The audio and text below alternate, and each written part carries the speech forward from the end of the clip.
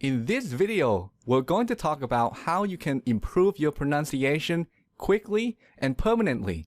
And at the end of this video, I'll give you a link to a web page that links to a lot of free pronunciation exercises.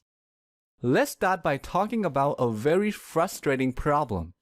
Suppose I currently mispronounce this word. Suppose I say program instead of program. I want to fix this mistake, so I learn the right pronunciation and I repeat it over and over. Program, program, program. Now here's the problem. Because I have mispronounced this word for so long, the incorrect pronunciation has become a habit.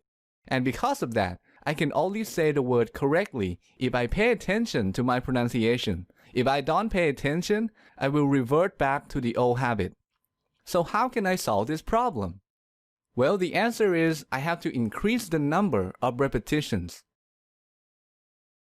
Imagine that right now inside my brain, there are two memories associated with the word program. One of them is old, the other is new. The old memory represents the wrong pronunciation, the bad habit. The new one represents the right pronunciation that I've just learned. So these are memories of how to coordinate the muscles in my tongue, lips, and other parts to say the word program. The reason that I mispronounce this word if I don't pay attention is that the old memory is much stronger. If I want to break this old habit, I have to repeat the right pronunciation many times. Every time I do that, the new memory gets stronger and the old memory gets weaker. I repeat, the old memory doesn't stay the same, it actually gets weaker. This phenomenon is called retrieval-induced forgetting. It happens when there are two or more memories competing with each other. It's a phenomenon where retrieving one memory makes us forget other memories. This is why you have to be careful when fixing a mistake. If you accidentally repeat the mistake, it'll strengthen the old habit and weaken the correction that you're trying to make, making the problem worse. So that's the first thing to keep in mind. You have to repeat, and repeat. Now this sounds good in theory, but in practice, there's a huge problem with repetition.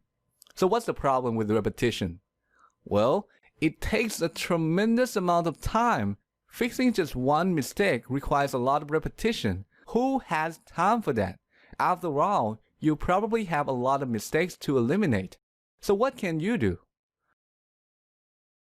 Fortunately, there's a technique that you can use to speed up the process, and that is exaggeration. Going back to our previous example, suppose I pronounce this word as program. That's incorrect because the R sound is missing. If I want to fix this mistake quickly, I will exaggerate the R sound. Program, program, program. Here's another example. Let's say I pronounce this word as banana. This is incorrect because I don't stress the second syllable. So to fix this, I will stress the second syllable real hard. Banana, banana.